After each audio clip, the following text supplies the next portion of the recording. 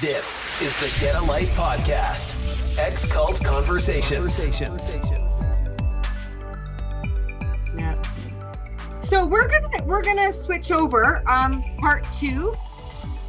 This will probably be a separate podcast. We're going to switch over to part two of all of this, which is Richard's rebuttal on everything that they have deemed him as and tried to expose him as this convicted liar. How are you what is a convicted liar? Can someone pull that up? We'll go into that. Yeah. So I guess we start with the Truth About Area N website and see what they're actually saying about me, and then we'll go through it line by line. Okay, so this is the area Truth About Area N, so-called Truth About Area N website put out by the Plymouth Brethren. And the very first point they make, the very extraordinary attack they've made, myth, the opposition to the Area N development is being led by local concerned citizens. They're saying that's a myth. Of course it was still being led by local concerned citizens. But then facts, this is their facts. The instigator of the attacks on Area N project is Richard Marsh, that's me, who left the PBCC years ago after he killed a mother of three in a car crash, for which he was criminally charged. Read story, and it's got a link to a newspaper article. And then the courts have confirmed that Marsh is a liar. He has been sentenced to prison in his home country, England, for his repeated contempt of court. Click to read the details of the court judgments against Marsh, Decision 1 and Decision 2, which are links to two online court judgments. Marsh has never lived in, nor has any connection to South Barrington. In addition, Marsh often tries to conceal his lies on social media by posting under the fake name Mohammed Sohail. So this is totally irrelevant to Barrington or the Area N or whether or not the Brethren should have planning permission. This is what's called an ad hominem attack, which means that it's like shoot the messenger. If you can't dispute or rebut what someone has said because it's true, then your only option is to attack the person who's saying it and try and discredit the person who's saying it. So when you get this kind of attack, it immediately tells you that the person has said something that they can't rebut. So instead of attacking what the person said, they go for a personal attack against me. And they start off against your character. Yeah, exactly. And they start off, and this really shocked me. I mean, you get used to the kind of the nastiness and the unchristianness of the Brethren, but that they start off by referring to a tragic car accident I had nearly 10 years ago, as if that has any relevance at all to Barrington planning. So seeing as they've seen fit to drag this up, I'm going to go over it and explain exactly what happened and what the outcome was of that accident. Okay, so this is an FDA, that's Federal Drug Administration, I think, USA, drug safety communication relating to a very common antidepressant called Celexa or citalopram. And you'll notice that the date of this is August the 24th, 2011. Now, you'll see the relevance of this in a minute. The accident that's referred to in the newspaper article happened on August the 26th, 2011. And I was living in Regina at the time, and it was a perfect sunny morning, perfect visibility. And I was driving out to a house I'd bought, but we hadn't yet moved into. It was still being worked on at about 8 o'clock in the morning. And I was driving on the range roads, on the gravel roads, and the house I had bought was the other side of the main north-south highway, busy highway that goes due south out of Regina. And I remember I was driving along the road and I could see the highway in front of me, maybe a quarter of a mile away. And I remember a sensation of dizziness. And then I don't remember anything else. The next thing was I came round, I returned to consciousness, and my car was completely smashed up, and I was bleeding, and I was the other side of the highway, and I'd obviously been in a major collision. And tragically, as the brethren kindly point out, I'd crossed the highway. I'd had a 90-degree collision with a car traveling at high speed on that busy highway, and the person in the other vehicle passed. They died. So, of course, the police, the ambulance, they turn up, and I was breathalyzed and tested. I was taken to hospital. I had minor injuries, and I had no idea how this could have happened. Anyone who knows Regina knows the prairies. There's no trees. The roads are raised. The visibility is perfect. You can see cars coming 10 miles away practically. And so I was completely baffled. I had no idea how this had happened. Usually if there's an accident, it's caused by poor visibility, fog, snow, ice, alcohol, someone being on their phone. There was no alcohol. There was no phone. I didn't even own a cell phone at the time. The facts were that I had simply driven with full visibility straight onto, at a relatively low speed. I was only traveling at about 40 kilometers an hour, straight into a busy highway and collided with cars moving at 100 kilometers an hour on the highway. So I was terribly, terribly distraught. Survivor's guilt. I didn't know whether I was actually at fault, whether I had actually done something stupid, and then the impact to my head had made me forget what had happened. My only memory was seeing the highway ahead of me, and then nothing else, complete gap in my memory until I came to the other side of the highway in this smashed up vehicle. So the RCMP interviewed me, and then they didn't take any further action. And I assumed that, after a year, I hadn't heard anything more from the RCMP. I assumed that they had closed the case. And at that point, this was back in, what year was it again? 2011. Yeah, this is back in 2011. We were sent back. Bruce Hales sent us as a family back to the UK. So we were no longer living in Canada. A year after the accident, we moved back to the UK. And then 4 years later, when I'd been living in the UK and after I'd left the Brethren, the RCMP suddenly decided, or rather the public prosecution in Saskatchewan suddenly decided they wanted to prosecute me for this accident. So I had to go back to Regina, and I was kind of formally arrested, had to go and appear in court, which is what the newspaper article says. It just says, he's appeared in court, he's been charged with causing death by dangerous driving, and it was a bail hearing, so I got bail.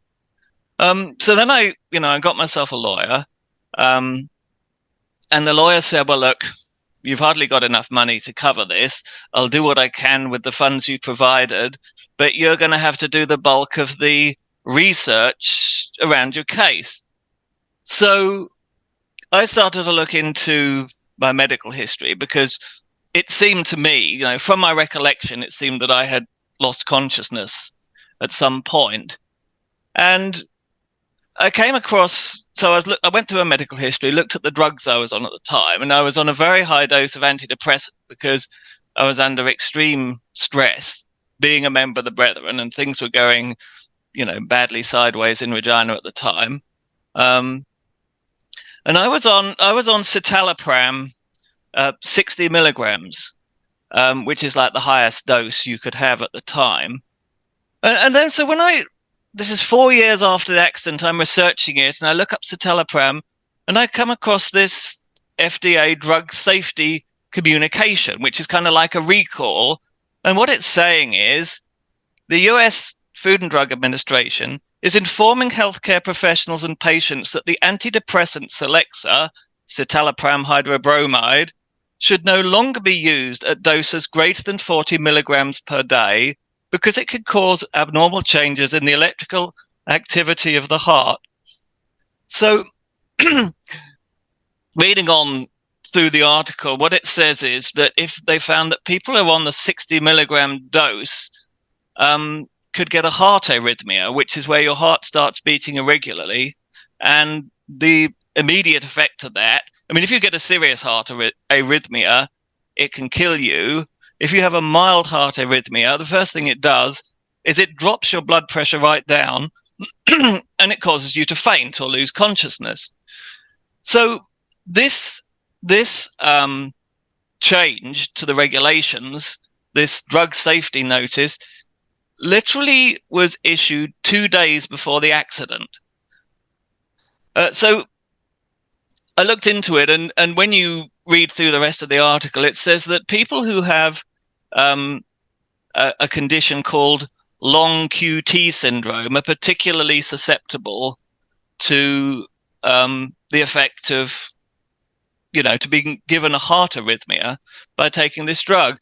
Now, the QT interval is the distance between the little ripples on an EEG, on an ECG, electrocardiogram, and it's kind of the time it takes for your heart to reset itself between the two stages of the beat, when one ventricle contracts and then the other ventricle contracts, and so my lawyer said, well, look, let's get you tested and see if you've got this long QT interval that would make you susceptible to this. So I had an ECG, and they put the little electrodes on your chest and measure it. And sure enough, I had the long QT interval, which is exactly the thing that they say very specifically on this drug. Do not give it to people who have a long QT interval. So we put all the data together, this notice, my medical records, the EEG, what the doctor said about the EEG, and gave it to the public prosecution. And they came back and said, well, we don't want to prosecute you anymore. They didn't. It never even went to trial. They cancelled the trial, and I forget the legal term for it, but yeah, I was just discharged. Acquitted. Yeah, you're free to go back to the UK, because the evidence was so strong that I'd lost consciousness because I was taking a too high a dose of the antidepressant, and I had a pre-existing heart condition that made that a lot more serious than it would otherwise have been. So it never went to trial. And for the brethren to put this out, to say he's been criminally charged, and then put a link to a newspaper article saying, Richard Marsh has been charged. But when the brethren knew perfectly well that it never went to trial, when the brethren knew perfectly well that I was acquitted and found not to blame for this accident, when the brethren knew that this whole thing had happened because of a medical condition that had rendered me unconscious. So at the point of the collision, before I'd even got to the road, I was actually unconscious in my vehicle. And then to try and use it against me as if that's some crime that then means that what I say about the Chicago meeting room is somehow untrue is just so unchristian and so dishonest. And it's so much, this is a terrible, horrible, tragic thing that happened. And it had a huge impact on my own life and family, and far more so on the family of the people that were deceased. And yet the brethren are going to use this as a kind of a... They're grasping at straws. Grasping at straws, but it's also cruel and immoral and dishonest when... So unchristian-like. Utterly unchristian. So, that's all I want to say about that. I still have to live every day with what happened, and it still affects me. But it is not relevant to anything to do with the Chicago Brethren, the meeting room, or what I may choose to say about it. All the charges against Richard were dropped when medical records and an ECG showed that an overdose of citalopram combined with a pre-existing heart condition likely caused him to have a blackout while driving. Okay, so the next points that the Brethren see fit to make. The courts have confirmed that Marsh is a liar. He has been sentenced to prison in his home country for repeated contempt of court. Okay, so now to explain this, we have to start and give a whole load of background around why I left the Brethren and why these court cases were taken against me.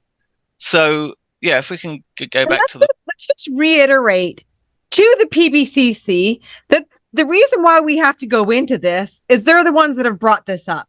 And so this is Richard Marsh's rebuttal into the lies that they are spreading. They're spreading misinformation, and it needs to be cleared up. So with that comes Richard's story. Yep.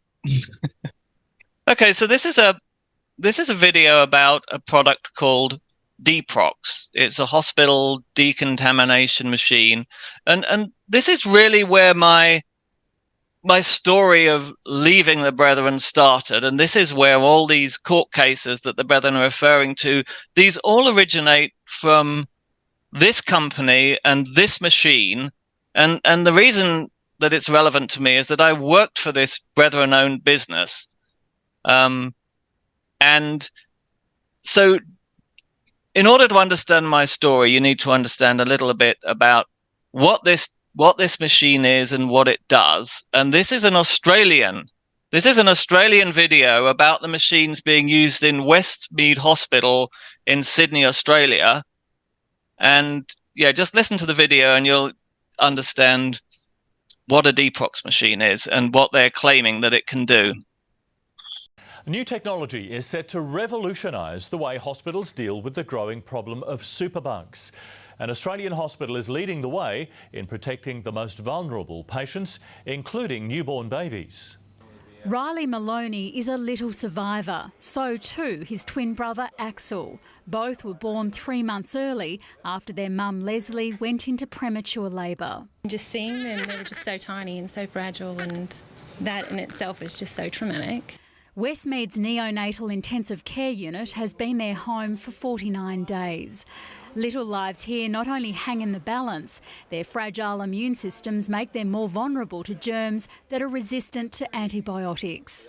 If you look at our intensive care unit, there are surfaces everywhere that are almost impossible to clean. This is the latest weapon in infection control. This automated machine emits vapours of hydrogen peroxide into the air, blasting bacteria and decontaminating a room in a matter of hours. We're now able to reduce environmental contamination far beyond what we could normally do. This million-fold reduction in bacterial load lasts up to 6 months. It's also very safe. The room is cleared while all vents and doors are sealed as the machine goes to work. About 1 in 3 babies, which weigh less than 1.5 kilos, will get an infection in their bloodstream, which is why hygiene is so important. And because the machine is mobile, other parts of the hospital can also benefit. It's so important to just make sure that, that they're in the safest environment that they can be in. Gabriella Rogers, 9 News. Okay, so that's all very impressive, wonderful new technology. And just want you to note one point, a 1 million-fold reduction in bacterial load. So this Deprox machine was marketed, basically built and marketed by a Plymouth Brethren member called Warwick Fentiman and his brother Mark, who set up a business called Specialist Hygiene Solutions in the UK town of Kings Lynn. And when I was sent back from Canada by Bruce Hales in disgrace in 2012, I ended up working for Hygiene Solutions and working on their Deprox device. Now, by that point, there'd been marketing this for about 7 or 8 years. And they were working very, very closely with the Haleses in Sydney. In fact, it was Bruce Hales who told Warwick Fentiman to get into the hygiene business. Now, the reason I'm bringing this up is that it's very relevant to the story, that this business was very deeply entwined with the Hales family at the highest level, which explains, why things went the way they did. So this is the Deprox trademark, and this is the trademark in Australia was registered by Gregory J. Hales, who is Bruce Hales' son. So this is a copy of the Hygiene Solutions website from around 2012. And this is their contact page, and they show 3 addresses. One of them is in Kings Lynn, which is where I was working. One of them is in the USA, and the third one is significant. It's their Sydney address, which is where the machines working in the Westmead Hospital were operated from, and that is 123 Bowden Street, Meadowbank, New South Wales, 2114 Sydney. Now, if we look up that address, we find a planning application for 123 Bowden Street, Meadowbank, and it shows that the owners of that location are B.D. Hales and J.J. Hales. So in Sydney, Australia, Hygiene Solutions and this amazing miracle Deprox device were actually operating. Their address was actually Bruce and Jenny Hales' address. And this location, 123 Bowden Street, was actually Bruce's personal office until their new Archway House building was built, and then he moved into Archway House. So this was actually Bruce's personal office address. So this is the Deprox machine, the one you saw in the video earlier. And the way it works, I'm just going to go over it again. The way it works is it pumps a vapor, a fog of disinfectant into a hospital room, which will then touch all the surfaces and disinfect them all. And what they claim in their literature repeatedly is that it gives a 1,000,000-fold reduction in the number of germs. Now, it's true that it is capable of doing this, but in order to achieve that 1,000,000-fold reduction, it has to achieve a certain concentration of disinfectant in the air. It needs to achieve a concentration of 80 parts per million of hydrogen peroxide in the air and hold it there for the best part of an hour, and that will actually give the 1,000,000-fold reduction they claim. Now, the machine has internal settings on it that limit the concentration. So it'll pump the disinfectant out until it reaches a certain preset limit, and then it will stop pumping and just let the disinfectant do its work. And the setting that these machines should have been set at, or the setting that they used to be set at, should we say, was a setting which they call the RH setting, an RH of 30. Now, what had happened in the years prior to, up to about 2014, is that these machines were set at RH 30. They were disinfecting to a reasonable standard, but the operators were increasingly complaining of sore throats and respiratory illnesses, and in particular, serious nosebleeds that they couldn't stop. And some of them that actually got like chronic coughs and chronic respiratory problems. When I started working for Hygiene Solutions, they were frantically trying to deal with this problem of respiratory damage to operators. Now, the reason for the respiratory damage was very clear, and that is when you fill a room with hydrogen peroxide at 80 parts per million, you then have the problem of getting rid of that hydrogen peroxide before an operator can re-enter the room. Hydrogen peroxide naturally breaks down over time. So if you were to leave a room for, say, 24 hours, all that hydrogen peroxide would have broken down into water and oxygen, and the room would be safe to enter. But because time in hospital wards is very valuable, and because competing systems could decontaminate a room in, say, a couple of hours, they told operators that it was safe to re-enter the room 45 minutes after the process had stopped. Now, the only reason they got away with this is that hydrogen peroxide has no smell, it has no taste, and it has no immediate obvious impact on your health. It's not a cumulative poison, but it has a cumulative effect. So if you walked into a room with, say, 20 parts per million hydrogen peroxide, you might notice a slight choking sensation, but you would be fine. If you did that every day, every working day for a year, you would have very, very severe damage all the way down your windpipe and into your lungs, and you would be subject to chronic nosebleeds and chronic throat infections and sore throats. But it's not readily detectable, and there is such a thing as a hydrogen peroxide meter, but they're very expensive and very hard to find. It's a very specialist field. So hygiene solutions were just blatantly overriding all the safety regulations. In order for it to be safe to re-enter the room, the hydrogen peroxide concentration has to be down to 2 parts per million. So they've got to get it from 80 parts per million down to 2. And what was actually happening is that after 45 minutes, the level would have dropped to about 20 parts per million. In other words, it would be 10 times the safe limit. So they were making a fortune. These machines were incredibly popular. They were selling them, they were operating them in Australia, they were operating them in New Zealand, they were operating them in about 60 hospitals in the UK. But they were suddenly getting more and more letters. And I think somewhere I've got a copy of a letter.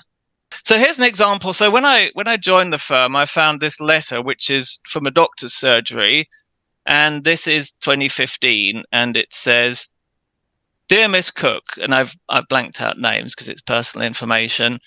"Miss Maria blank, date of birth 31st October 1975.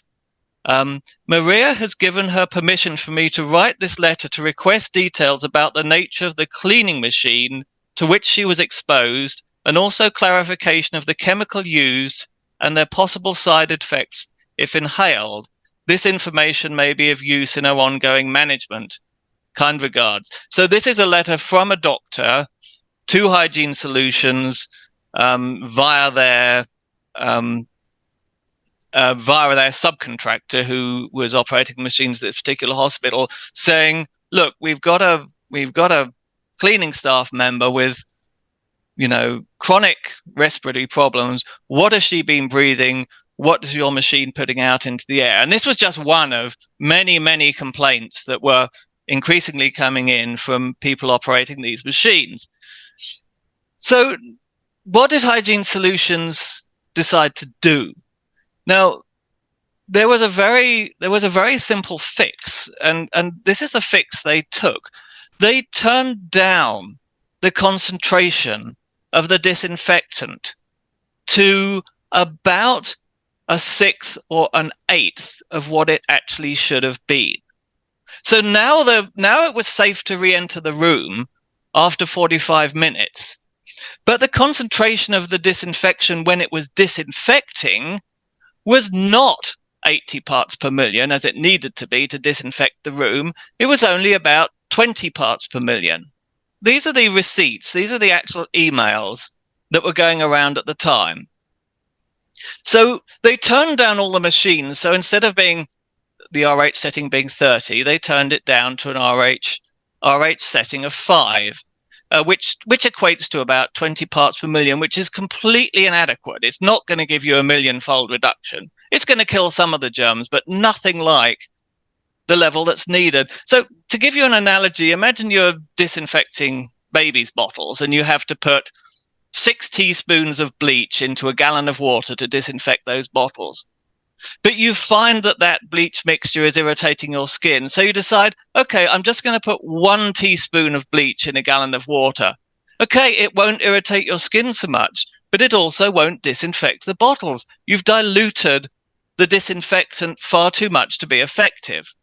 So this This is exactly what they were doing. It was as simple as that. And the reason they could get away with it, again, is because the hydrogen peroxide has no smell. It's invisible. It's an invisible gas. There's no way for the hospital to know that these machines have actually been turned down to a very, very low level and that they were no longer disinfecting the room. Now, of course, then the question is, the problem is, what if the hospital actually decides to do some testing? What if the hospital does some swabbing after the process and finds out that the room's still contaminated? So here's an email that was, so this is in 2014, and they'd turned all the machines down to 5 instead of 30 at this point.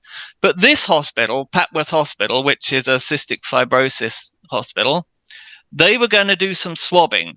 So they were actually going to test the room after it had been Deprox cleaned to see if there were germs remaining. So this is the email about it.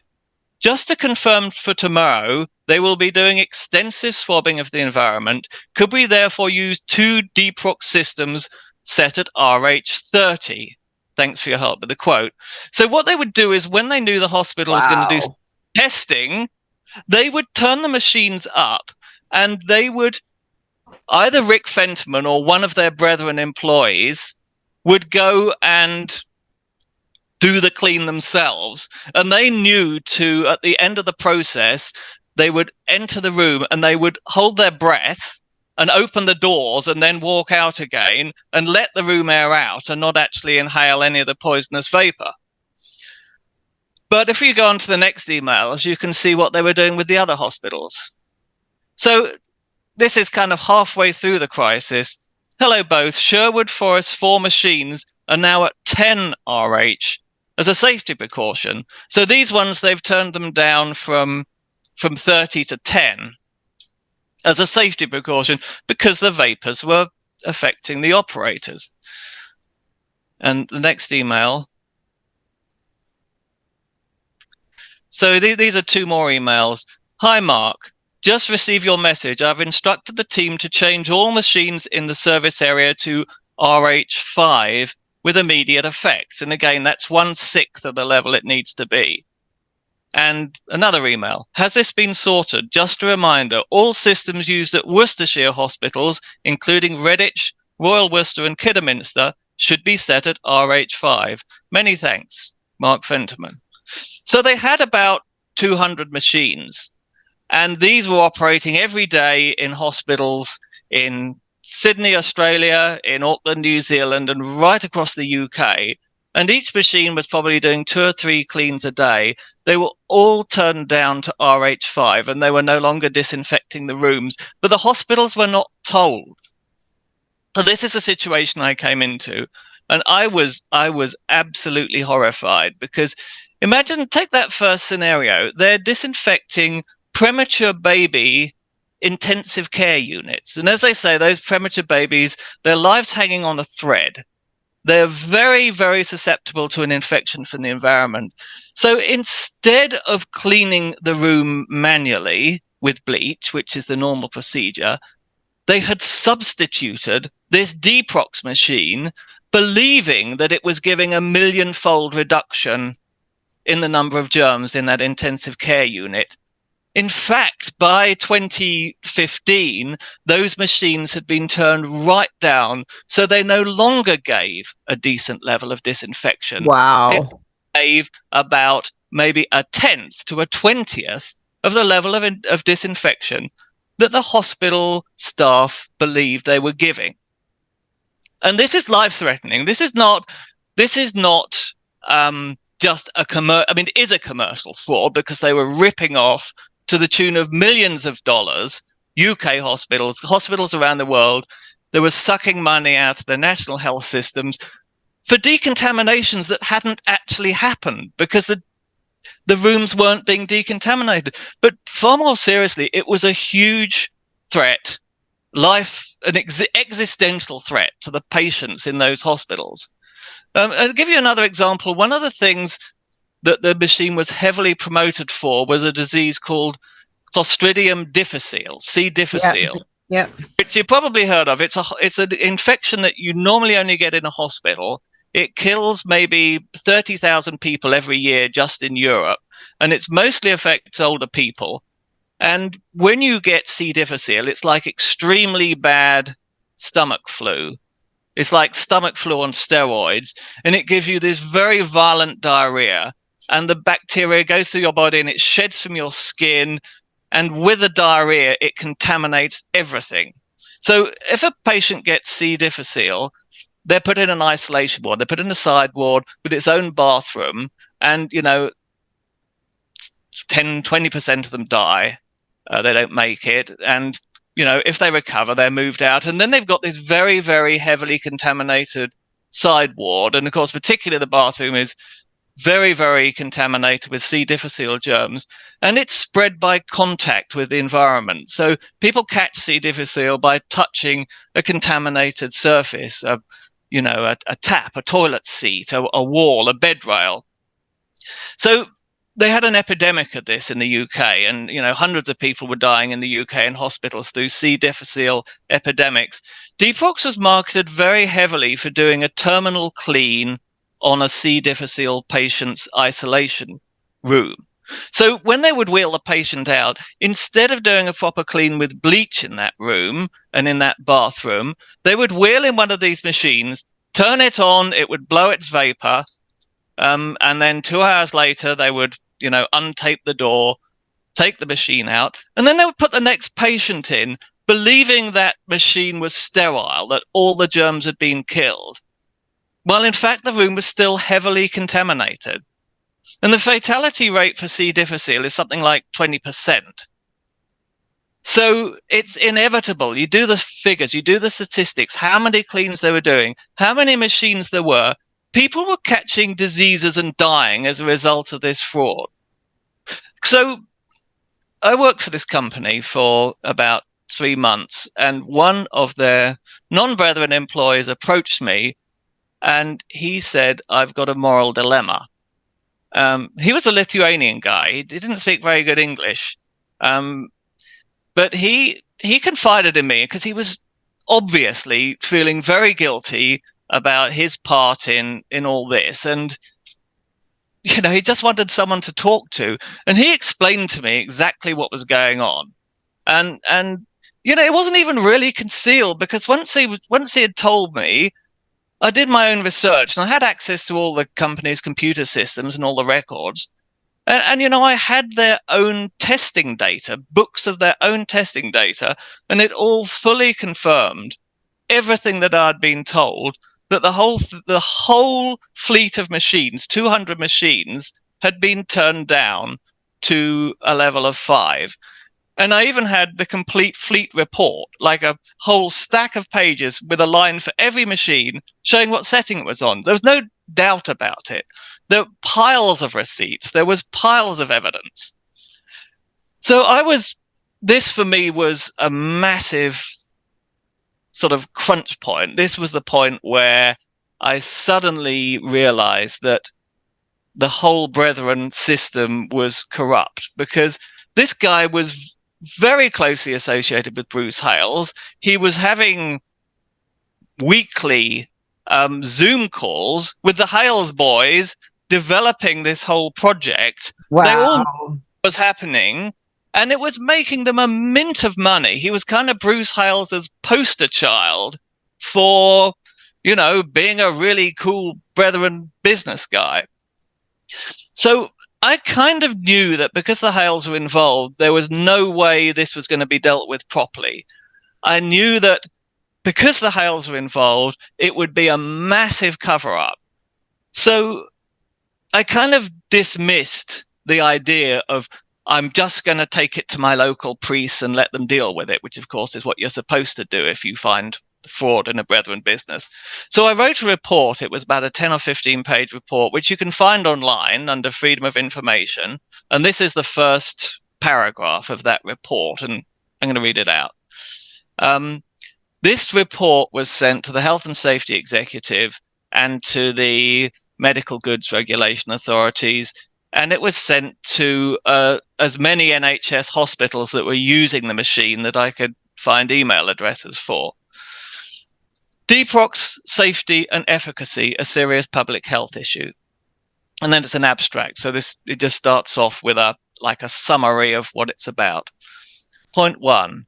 The Hygiene Solutions Deprox hospital disinfection process does not achieve the claimed level of disinfection.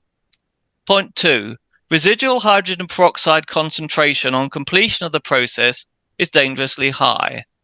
Consequently, vulnerable persons, possibly including patients in intensive care, are being exposed to environments and equipment that have previously been used by dangerously infectious patients and not fully disinfected. Hygiene Solutions employees and NHS domestic staff are regularly exposed to hydrogen peroxide levels well in excess of the safety limit. Patients, including cystic fibrosis patients with compromised respiratory function, moved into freshly deproxed rooms, are being exposed to excessive levels of hydrogen peroxide vapor. Competing businesses are losing revenue unfairly due to misrepresentation on NHS tender proposals. The NHS is spending large sums of money on Deprox processors and machines, which funds could have been used for more effective decontamination equipment or other healthcare initiatives. It is quite possible that NHS patient morbidity and/or mortality have occurred as a result and may continue to occur unless the machines are recalled. So basically, we got two scams. They started off with one fraud and then they switched it to another fraud. So you have to kind of keep this in mind, that fraud number 1 was up to 2015. Yes, the machine did decontaminate, but the operators were being exposed to 10 times the safe level, the legal level of hydrogen peroxide when they used it. After 2015, it was safe to enter the room after a process, but the rooms and the equipment were not being decontaminated because they were only putting in a tiny fraction of the amount of disinfectant that was needed.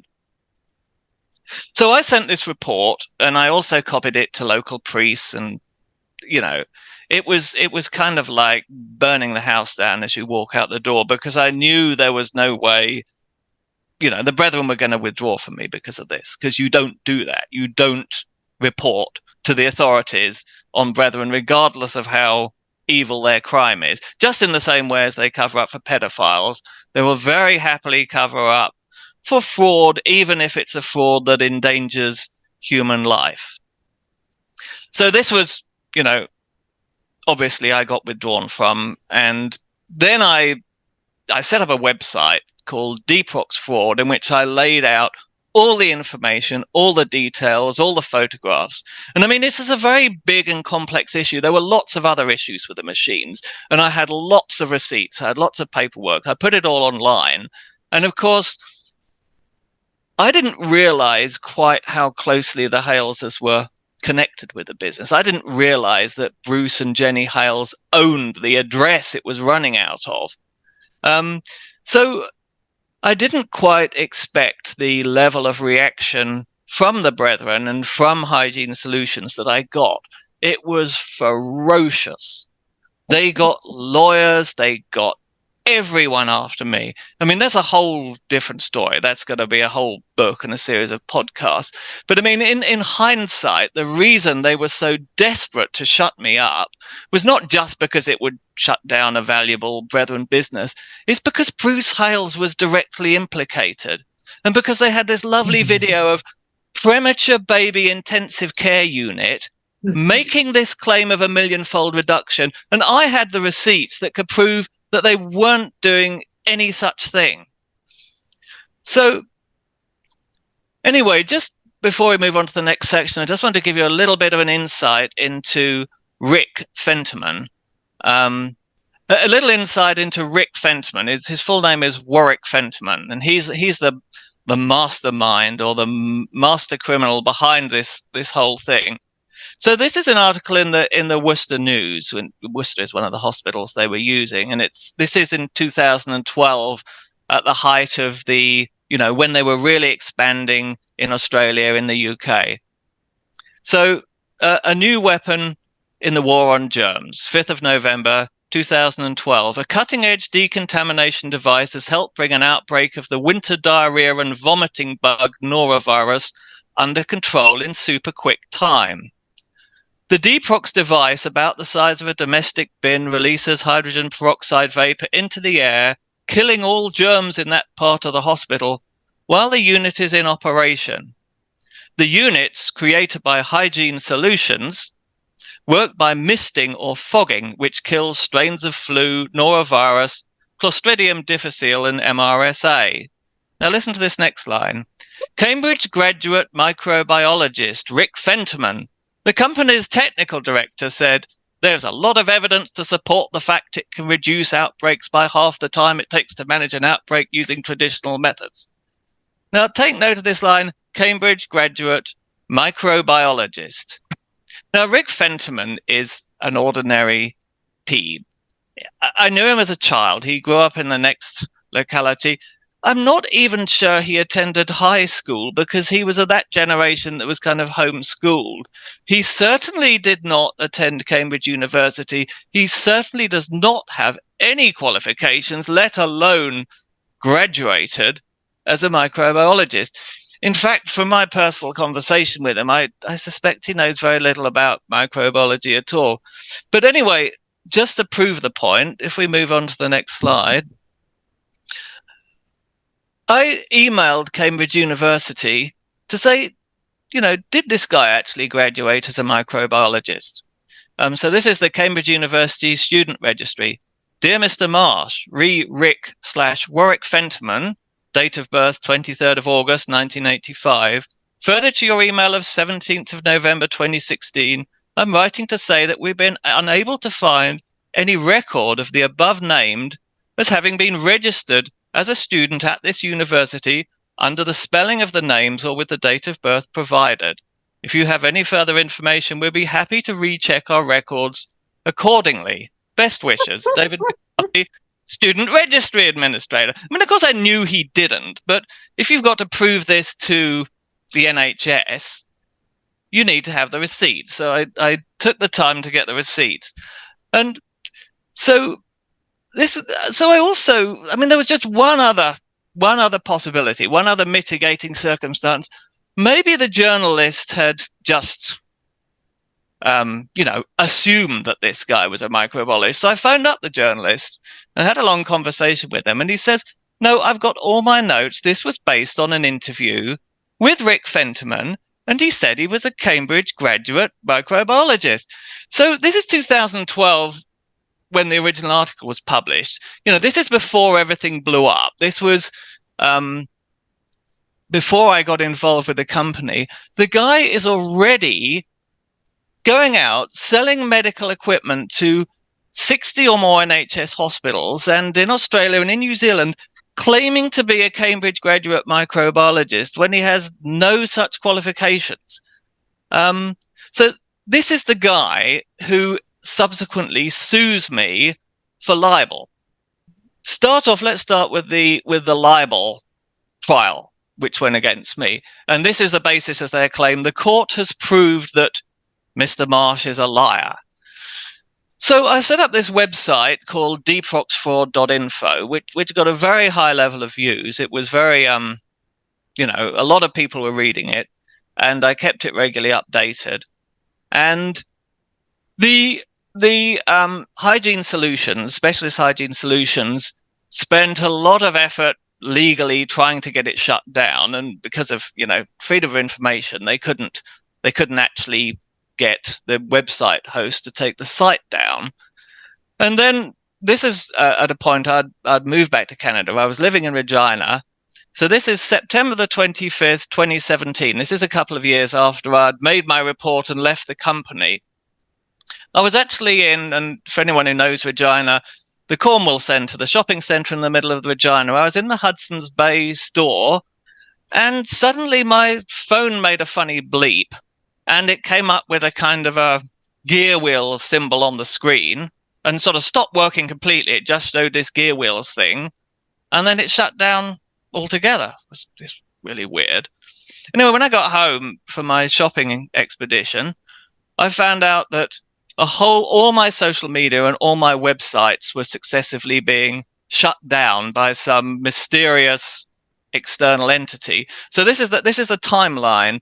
And the reason I can give the timeline is that when someone logs into your Twitter, your Facebook, your LinkedIn from a new device, the social media company, Facebook or Twitter, send you an email and say, someone has logged into your device, IP address, was this you? Okay, so my email was filling up with all these notifications from social media providers, and this is the order of it. So 1313, my Twitter account had a new login from Kings Lynn in Norfolk. Kings Lynn is where Hygiene Solutions is, where I was working. I was in Regina, Canada. Someone in Kings Lynn had logged into my Twitter account. At 1340, a few minutes later, my Facebook password was reset, so I could no longer get onto Facebook. At 1347, my Twitter password was reset. I could no longer get onto my Twitter account. And bear in mind, I was using all this social media to post about the Hygiene Solutions problems, okay?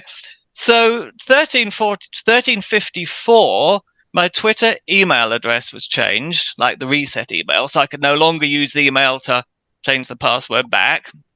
At 1434, my WordPress, which is like the Deprox fraud, the host for my deproxfraud.info, my website about hygiene solutions, the email address was changed. At 1522, my Vimeo account was deleted. At 1523, my Gmail account got a security alert. It had been signed into from a BlackBerry device in the UK. Now, who uses BlackBerry devices? That era, they all use BlackBerry devices. No one else did because they were obsolete. Okay, 1831, my Dropbox account was accessed from a very obscure village called Terrington St. Clement in Norfolk. Now, note that name, Terrington St. Clement. It's a tiny and obscure village. Okay, at 1933, a new email address, rubbish@sasdell.net, was added to my LinkedIn account.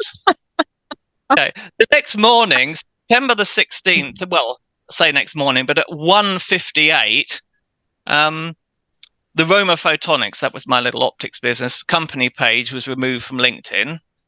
And very significantly, at 5:16, my Facebook account was logged into from another very obscure village, Whittlesford, in the UK. So this is an example. So new login to Twitter from Safari, and you can see the date. We noticed a recent login to your account at Richard Marsh 197. Location Kings Lynn, England. Remember the now Kings Lynn is where Hygiene Solutions is. It's the locality. It's where the Fentimans live, and it's where the business premises is. Now, remember there was a login from Terrington St. Clement, which is a tiny village 6 miles outside of Kings Lynn. Hygiene Solutions changed their name, for reasons I'll explain later, to Innovos. So Innovos is Hygiene Solutions. Innovos is owned by Warwick Fentiman. If we Google Terrington St. Clement and Innovos, here's an example of what comes up. Innovos, Dicam are looking for a warehouse manager to join our growing team and wider business unit, Innovos Scientific. This role will be based in our warehouse outside of Kings Lynn in Terrington St. Clement. So you've got people logging into my social media from Kings Lynn. You've got people logging into my social media from Terrington St. Clement, which happens to be a Hygiene Solutions location. And you've got people logging into my account from Whittlesford. Now, to explain the Whittlesford one, I think there's a video, Cheryl. This is my webmail page for the 26th of September 2017.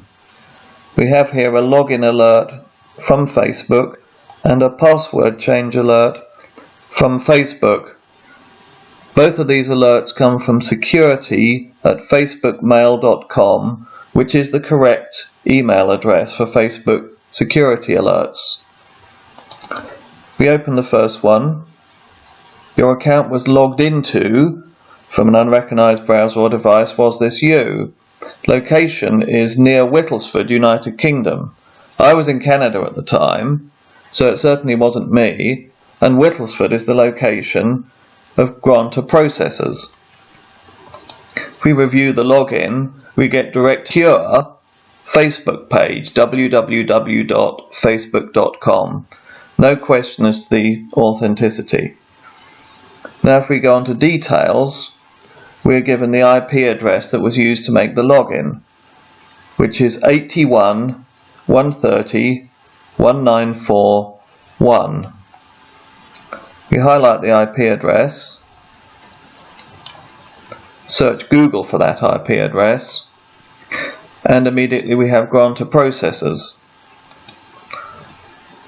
Click on the specific IP address again, 81.130.194.1, and we have grantor processors. Now if we go back to my webmail, back to the inbox, and now we open the Facebook password change, which was later on the same day. Again we have 81.130.194.1, and we can copy that IP address, open a Google page,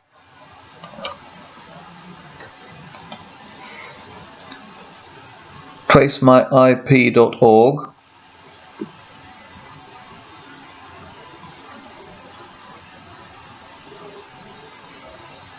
and again we have grantorprocessors.com. So there's absolutely no doubt whatever that someone from Grantor Processors logged into my Facebook account on the 26th of September and then subsequently logged in again and changed my password. Okay, so the significance of Grantor Processors is that it's a brethren-owned business, and it's more than that. It's it's owned by Roger Marsh, who is my cousin and was the leading Brethren computer guru in the UK at the time. This was just when Brethren were in the process of introducing WordX computers, streamlined computers, and Roger was right at the spearhead of that, and he was in charge of introducing the computers to the school. So he was one of the very, very few brethren in the UK who was really competent at information technology. He was also working as a subcontractor for Hygiene Solutions. In fact, I introduced him to Hygiene Solutions because he had 2 or 3 businesses, and one of them was electrical and automation for machinery. And he was actually working on the Deprox, on the design of it, on trying to redesign it to overcome these problems at the point when I left the Brethren. So the evidence is completely overwhelming that it was Hygiene Solutions who organized this massive hacking attack. And of course, they were the only people with a motive to do so, because the social media and the website and everything was all about Hygiene Solutions. It didn't touch on anyone else. It didn't offend anyone else. So after all this blew up and I managed to recover some of the accounts, I didn't manage to recover other ones. Fortunately, the host had kept a copy of my website, so I managed to get that online. I then put out a series of posts saying, Warwick Fentiman, Specialist Hygiene Solutions, has hacked my social media, has hacked my website, and this is illegal and this is criminal, and they shouldn't be allowed to do this. I thought that was a pretty safe statement to make, given the solid evidence that I had that this is what they'd done. Fast forward a couple of years, and Hygiene Solutions, or rather Warwick Fentiman, you know, the Cambridge graduate microbiologist, sued me for libel and defamation for claiming that he was behind this hacking attack. So now this was a very clever move, because the English legal system is horribly old-fashioned and complicated. He sued me in the High Court. Now, it was a civil case in the High Court. If it's a civil case, you don't get legal aid. You only get legal aid for criminal cases. If it's in the High Court, you can't just be represented by a lawyer. You need a barrister as well, which is like an extra super turbocharged lawyer. So basically the financial threshold to being able to defend yourself in a high court case is tens of thousands of pounds, and I had no money at all. And by that time, I was in Canada anyway. So the only thing I could do, there was no possibility of me getting a lawyer. The only thing I could do was to put in a written defense. So I wrote a defense. I set out all the reasons that I believed it was true. And I was kind of limited because there's no way for you to present video evidence, in a written defense. If you got a special electronics expert, yes, you might be able to present video evidence, but without a lawyer, that was impossible. So I was completely limited to just putting in writing the reasons I believed that, these were the guys who had hacked my website. I put in the written defense. They held a pre-trial hearing a month or two before the actual libel case, in which, for some technical reason that I still don't understand, they deleted 95% of my written defense. And the pre-trial hearing is done with a different judge to the final trial. And so everything I presented, everything you've seen now, was deleted. It was never seen by the judge in the final trial. They'd had it deleted for some technical reason in a pre-trial hearing. And I think if you go on to the next slide, you can see that. This is just a little section out of the court case which the Chicago brethren are holding against me, which is the libel case. And this is the basis of their claim that the court has proved that I'm a liar. So it says, this is the judge. As set out above, Mr. Fentiman relies on 3 further statements as being defamatory of him. Each of them relates to a cyber attack on Mr. Marsh's various internet platforms, which Mr. Marsh alleges had previously taken place. Mr. Fentiman does not know whether any such attack did in fact take place. Accordingly, he is in no position to deny that it did. Even if it did, however, Mr. Fentiman's case is that he, and for that matter, as far as he knows, Specialist Hygiene Solutions, had nothing whatever to do with it. Mr. Marsh's defences of truth, and to the effect that there was a public interest in publishing allegations to the contrary effect, have gone due to the order of Judge Parks QC. So when they say the defences of truth, if you're accused of libel, your primary defence is to say it's not libel because it's true. So, of course, my primary written defence was to say the allegations I made are true, and here's all the evidence, here's all the logins, here's the video. I mean, I did the video back then as to present in my defence, and then found there was no way of presenting a video in defence. But as it says here, this judge never saw any of that evidence because it had already been deleted in a previous pre-trial hearing by Judge Parks QC. Wow. So when this actual trial took place, I was in Canada. I was not represented. 90% of my defense had been wiped out. And of course, they found me guilty of libel and defamation because I couldn't defend myself. They had deleted my entire defense. Now, note, of course, Mr. Fentiman says he had nothing to do with it and knew nothing about it. But note also, this is the guy who claims to be a Cambridge graduate microbiologist. Now, you can judge for yourself whether I lied when I said that Hygiene Solutions and Rick Fentiman hacked my websites and my social media. And you can judge for yourself whether Rick Fentiman is telling the truth when he says he didn't know it had happened and he knew nothing about it and it wasn't him and it wasn't his company. So, I'll leave it for you to judge who's the liar in this libel case. The conviction for defamation was because Richard accused Fentiman of hacking his website and social media. Richard could not possibly afford a lawyer and was in Canada at the time of the trial, so submitted a written defense. Most of this defense, including the extensive and compelling evidence that Fentiman was behind the hacking, was struck off in a pre-trial hearing on a technicality, so the judge never even considered it.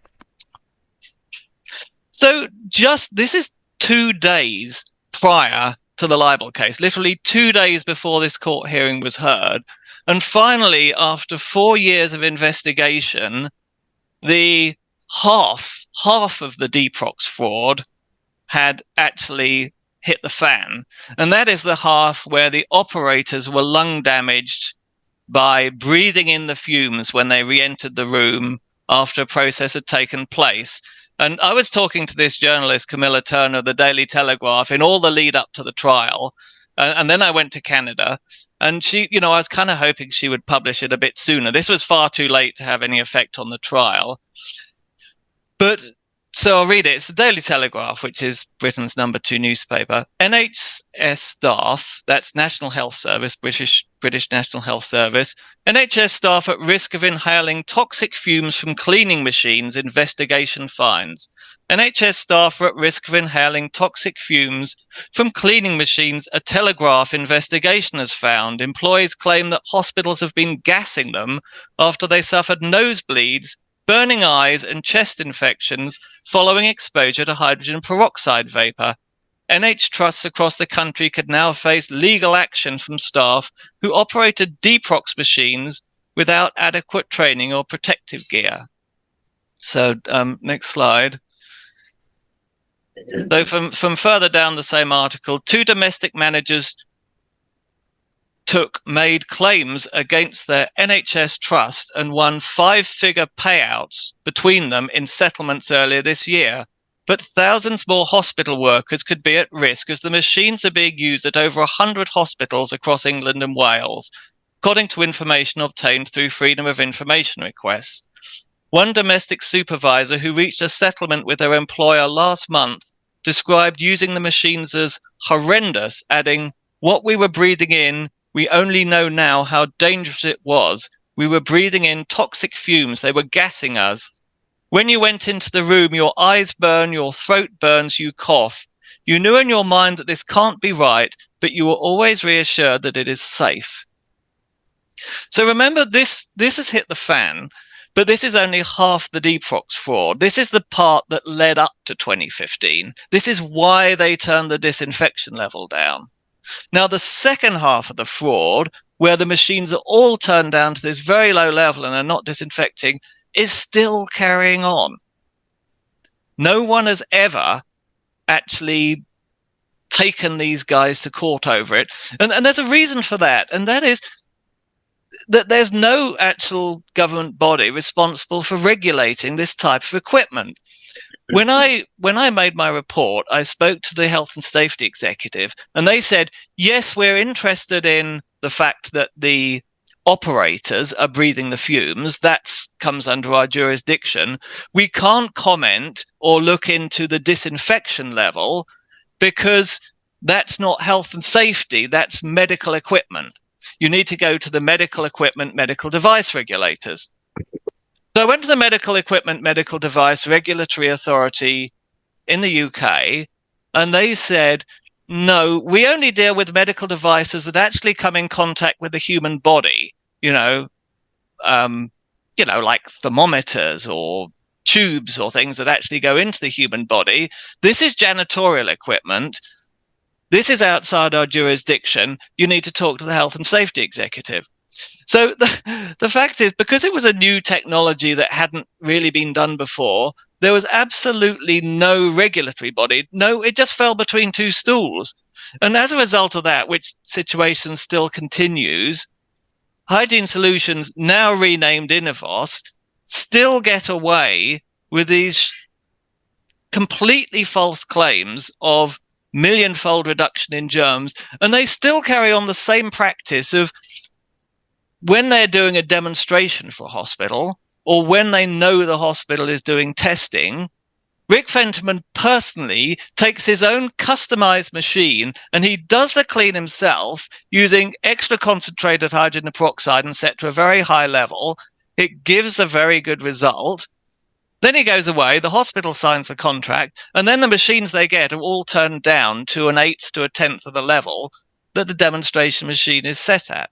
And so I continue to publish about this. I continue to talk about it at every opportunity I get. And that's what leads us on to the next case, which is the contempt of court case. So this is another headline that came up at the same time. Thousands of NHS staff in UK could have been put at risk of inhaling toxic fumes. Several employees have already reported suffering from nosebleeds, sore throats, burning eyes, and chest infections following exposure to hydrogen peroxide vapor.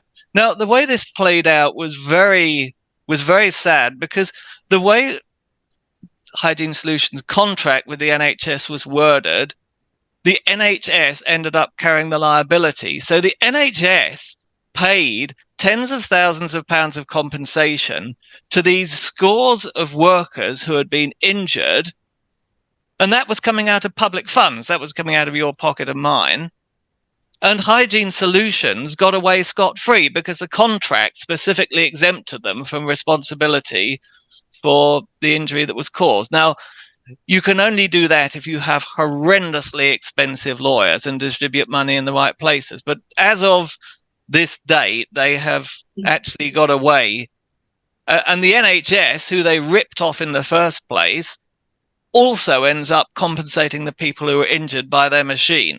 Okay, so when this brings me to the final court case, which is contempt of court, which what happened was when I left Hygiene Solutions, they got me to sign a non-disclosure agreement, which says, typical non-disclosure agreement, you can't talk about the company or their products, you can't talk about, commercially sensitive information.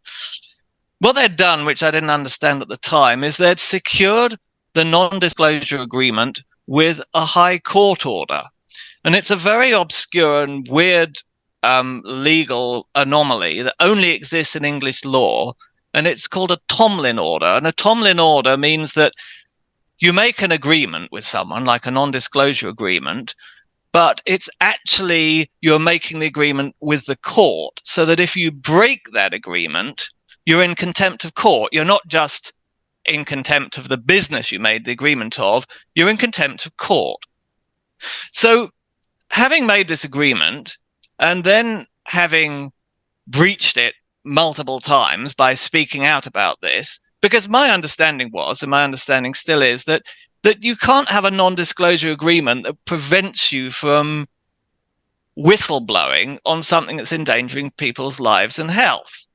You can't have a non-disclosure agreement that conceals criminal activity. So I've not stopped, and I'm not going to stop talking about this, but Hygiene Solutions took me to court for contempt of court for breaching the non-disclosure agreement and thereby breaching an agreement that was actually made to the court itself. So the first time they took me to court for this, I got an 8-month suspended sentence, which is kind of slap on the wrist because, you don't actually go to prison. It's just do it again and we will put you in. And then more recently as a couple of months ago, because I continued to breach the non-disclosure agreement, they took it to court again. They said, look, this deterrent isn't working. It's not working just having a suspended sentence. We want a proper prison sentence. So the judge gives me, as the brethren point out, 18-month prison sentence. Now, this all sounds terrible, but there's one detail which they've missed out, and that is this is an agreement and a non-disclosure agreement that's only valid in the UK under UK law and in the UK courts. And I don't live in the UK. I'm not a resident of the UK. It's perfectly legal for me to talk about Hygiene Solutions and Deprox and all these things in Canada. It's not legal for me to talk about them in the UK, but it is legal for me to talk about with Canada. And I can prove that to you with this document here. So this is 2017. So this is a few years ago.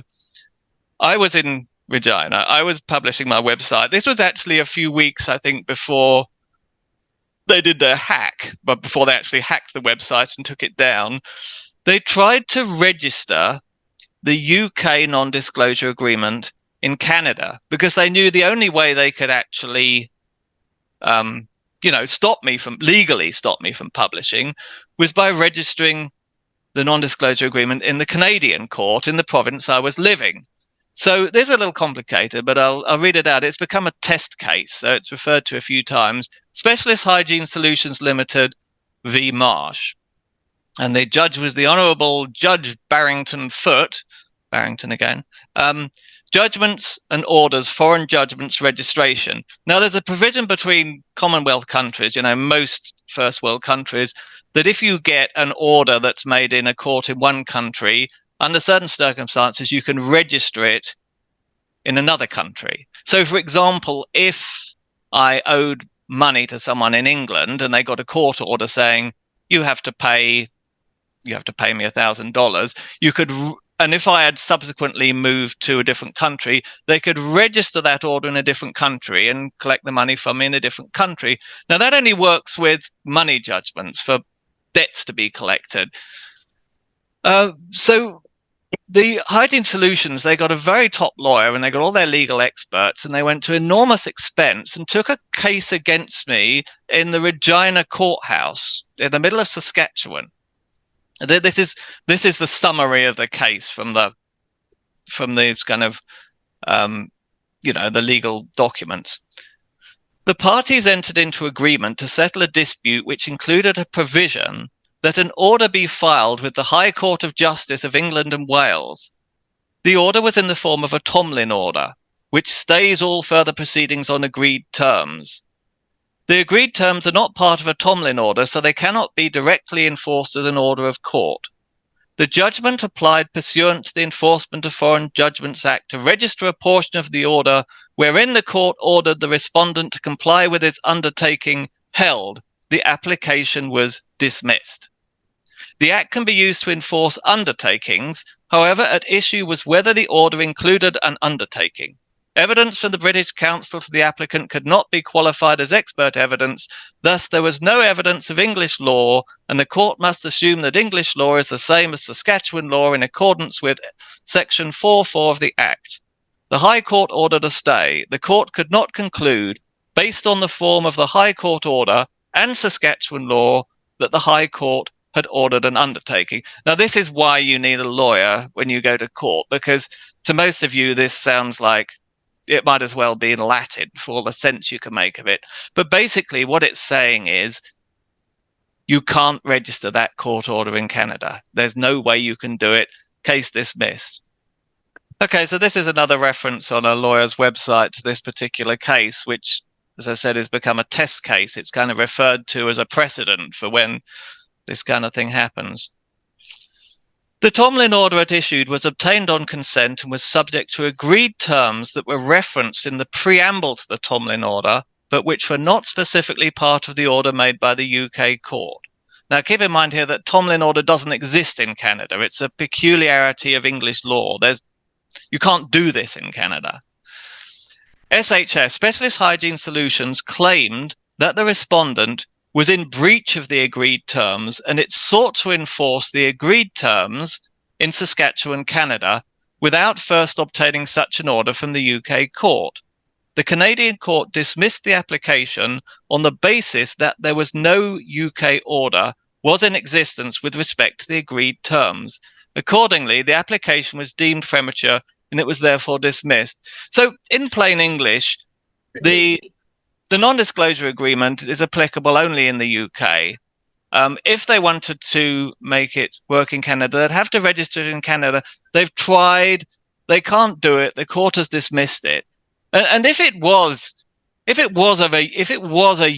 applied outside the UK, if the UK order would be sufficient to prevent me from speaking in Canada, then they wouldn't have gone to the trouble to try and register this in Saskatchewan. The very fact that they've tried to register this in Canada proves that as it currently exists, it only applies in the United Kingdom.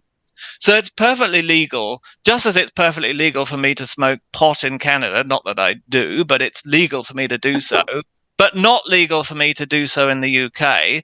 I can speak perfectly freely. I can say what I like about Hygiene Solutions and Deprox, as long as I'm here in Canada. And I think it's a subject that very much needs to be exposed. Absolutely. And I hope your children see this. Well, exactly. So it's, yes, going back to the Barrington website, The Truth About Area N, they say, yes, he has been convicted in a UK court and he has an 18-month prison sentence. Yes, but it's a paper tiger because I'm not in the UK. And the judge, when he made that sentence, wasn't even told where I was. He just assumed that I was in the UK. I'm a UK citizen. But the fact is, at the point I was speaking out, I mean, and they cite 3 cases of me speaking out. There's an interview with James Di Fiore. There's the Canada Land podcast, and I think there was one other podcast I did where Sean Atwood. Yeah, the Sean Atwood podcast. These are the cases they're taking against me, but I was in Canada for all of those. I've been in Canada for 5 years now. So that, that whole claim about, fugitive from justice is living in his truck. Living in his completely untrue. I mean, I just started a new job for which I needed a criminal record check. And of course, I applied for a criminal record check in Canada and passed flying colours. I'm a free citizen here. I don't have a criminal record. I can say what I like. What a thing to even be sitting there and throwing that at you. When you hear the whole story about what it is that you were whistleblowing on, any human in this case should have been whistleblowing on this. Anybody should have been doing that. I had 2 preemie babies. Absolutely, 100%. We had cases with C. difficile. Like this word, but again, here's the brethren with that sense of entitlement. They don't give a shit about other humans. I guarantee you, if those were brethren inside there, if that was part of their family, they wouldn't have been doing what they were doing. Well, exactly. And the point is that the brethren have their own health insurance. So they're not using NHS hospitals. They're not using public hospitals. Yeah. This is just worldly people it's affecting. It doesn't bother them. The conviction for contempt of court is because Richard repeatedly breached a UK court-secured non-disclosure agreement, a gag order which forbids him to speak about the Deprox scandal. However, the NDA only applies within UK jurisdiction. There is no restriction on what Richard says in Canada. The July 2023 conviction related to Richard speaking on the Blackballed, Canada Land, and Atwood True Crime podcast. Richard was in Canada for all these podcasts. In 2017, Fentiman attempted to register the NDA in Canada. The application was denied and Fentiman ordered to pay costs. This is further proof that the UK court order does not apply in Canadian jurisdiction. Richard obtained a clean criminal record check this month when he started a new job. He is not a fugitive and is not wanted by the police. Richard's Facebook account in his own name was permanently closed due to continual complaints from PBCC lawyers. Despite multiple attempts, Richard is unable to get a Facebook account using his real name and ID. He therefore must rely on others to post content on his behalf. Mohammed Sohail publishes content for Richard and other ex-brethren who are in a similar situation. Richard appears in person on the Get a Life podcast and does not hide behind a pseudonym. So I want to let everybody know that in the description, we'll have all the links to all the articles. This is such an important message that I think we need to replay that video again. And we'll end this podcast with listening to that video one more time, looking at those babies, looking at what this company has done. It is not right. And anybody who supports the PBCC, this is why I am such an advocate on knowing who you're dealing with. Research who you are dealing with and make sure that you have the background to make the decision you need to make, because we're dealing with people's lives. So thank you so much, Richard. Thank you so much for pouring your heart and soul out in that and letting everybody understand. I know we were getting a lot of emails wondering about it. So this gives a very good explanation. We also will be eventually doing a really in-depth series of podcasts about this. That's to come later on. So stay tuned for that. And thank you, Lynette, for all your work with the Chicago stuff. I know that was a lot of driving back and forth with you, but we had a win, even though they went down fighting. They really showed their true colors in understanding how the PBCC work. Yeah. So thank you, everyone. We couldn't have rebutted their lies if we hadn't had your video evidence of what was actually said at the meeting. So thank you very much for that. Yeah. Thank you. Yeah. Thank you for all the work you guys do. Appreciate it. Thank you so much, everyone, for watching. Until next time, much love to you all. New technology is set to revolutionise the way hospitals deal with the growing problem of superbugs. An Australian hospital is leading the way in protecting the most vulnerable patients, including newborn babies. Riley Maloney is a little survivor. So too his twin brother Axel. Both were born 3 months early after their mum Leslie went into premature labour. Just seeing them, they were just so tiny and so fragile, and that in itself is just so traumatic. Westmead's neonatal intensive care unit has been their home for 49 days. Little lives here not only hang in the balance, their fragile immune systems make them more vulnerable to germs that are resistant to antibiotics. If you look at our intensive care unit, there are surfaces everywhere that are almost impossible to clean. This is the latest weapon in infection control. This automated machine emits vapours of hydrogen peroxide into the air, blasting bacteria and decontaminating a room in a matter of hours. We're now able to reduce environmental contamination far beyond what we could normally do. This million-fold reduction in bacterial load lasts up to 6 months. It's also very safe. The room is cleared while all vents and doors are sealed as the machine goes to work. About 1 in 3 babies, which weigh less than 1.5 kilos, will get an infection in their bloodstream, which is why hygiene is so important. And because the machine is mobile, other parts of the hospital can also benefit. It's so important to just make sure that, that they're in the safest environment that they can be in. Gabriella Rogers, 9 News. If you are in a high-demand religious group and need help, please go to oliveleaf.network. To share your story or be a guest on the show, email info.getalife@proton.me.